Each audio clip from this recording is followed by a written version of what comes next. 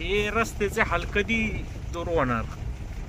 तर आपण चाललोय, हे शिवलीला रस्ता जातो, येंगुळला जातो, हजारो लोक या रस्त्यावरून ये जा करत असतात.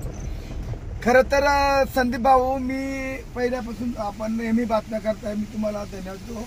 या रस्त्यांची जी दुरावस्था आहे, अत्यंत रस्त्याच्या कामांची क्वालिटी नाहीये आणि त्याच्यामुळे हे रस्ते वर्षाच्या आतमध्ये, आता हा रस्ता 1 वर्षापूर्वी झालेला होता, आता बघा गुडघ्यात गेले खड्डे पडलेत. कुठल्याही प्रकारचा साईटवरती अधिकारी नसतो आणि ते ठेकेदार मनमाने कारभार करतात. त्यांना बातम्या, आपण जर कोणी पत्रकाराने प्रश्न विचारला किंवा कार्यकर्त्यांनी प्रश्न विचारला, तुमचा काय संबंध आहे, तुम्हाला काय अधिकार आहे, म्हणजे हे असंच चालत राहणार आहे. हा सावळ्या गोंधळ, एवढे कोटी आले तेवढे कोटी आले, 500 कोटी 600 कोटी. या रस्त्यांची दुरावस्था अत्यंत झालेली आहे संदीप भाऊ. आपण खरं तर आता तिकडे इंगूनच्या घाटामध्ये जाणार आहे, तिकडे पण आपण हे पाहणी करणार आहेत. आता आपण हा रस्ता झालेला 1ही वर्ष झालं नाही तर आज ही दुरावस्था झाली. म्हणजे याच्यामध्ये फक्त ठेकेदार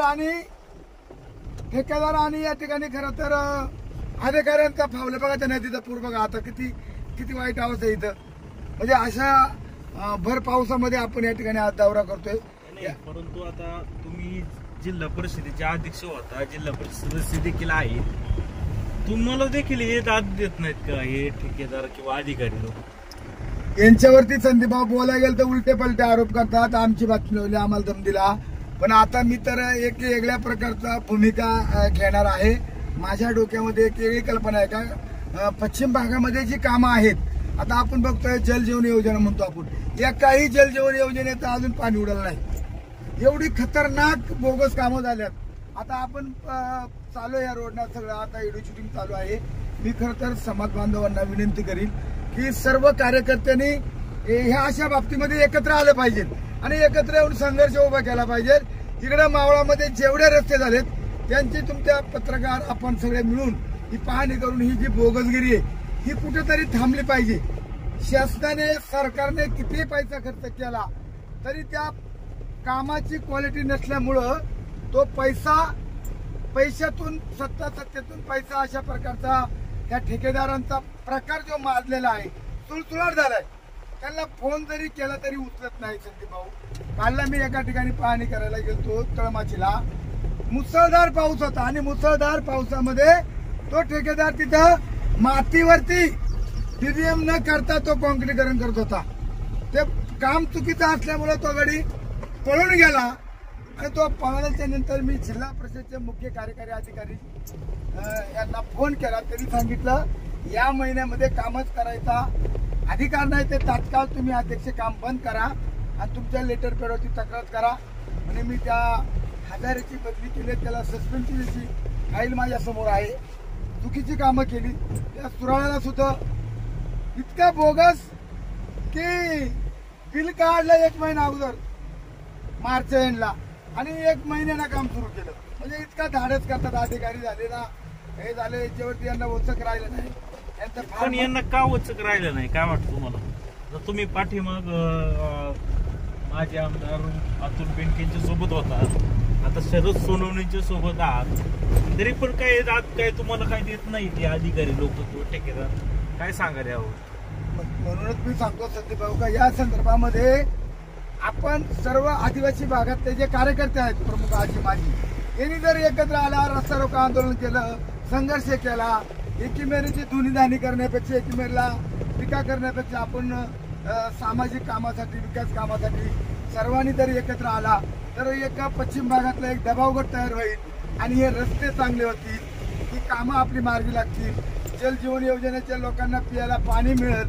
या काही जलजीवन योजनेच्या गावामध्ये पाणी नाही, याच्याकडे कोणी लक्ष घालत नाही आणि मग ही नेते मंडळी आमच्यामध्ये पाणी लावून देतात आणि ते मजा बघतात. यांनी त्याला बोलायचं आणि त्यांनी याला बोलायचं. पण माझी विनंती राहील ग्रामीण भागातल्या कार्यकर्त्यांना, बाबांनो, मोरे इथं पडल्यात पण इथं टाकले नाही, सगळं रस्ता उकडून गेलेला आहे. इतकी दुरावस्था आहे. आपण आता इथं शिवली गावामध्ये आहोत.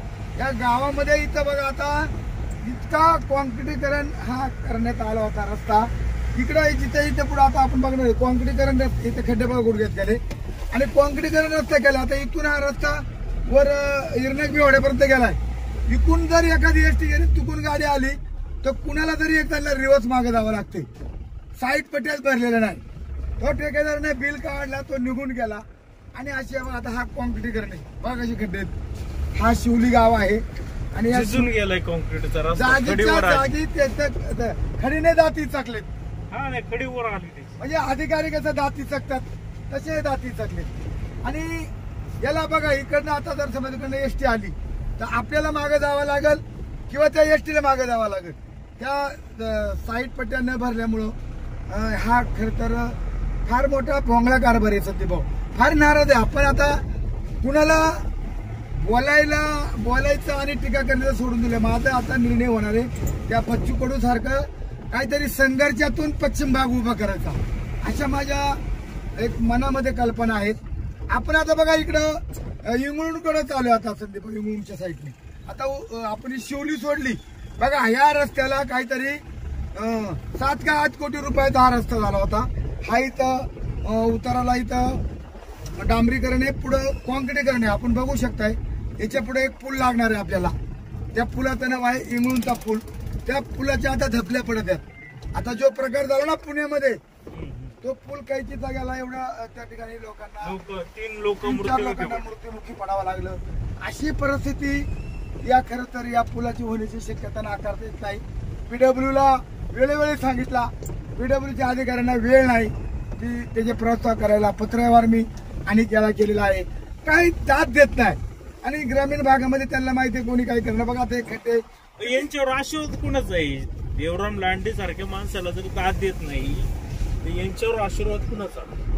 यांच्यावर आशीर्वाद म्हणजे संदीप भाऊ आता वेगळी भूमिका घ्यावा लागेल. मग मी सांगितलं का या अधिकाऱ्यांना आपल्या आदिवासी वादळ स्टाईल मध्ये एक वेगळ्या प्रकारचा संघर्ष जर उभा केला तर निश्चितपणे न्याय आपल्याला मिळाल्याशिवाय राहणार नाही, अशी मी अपेक्षा व्यक्त करतोय.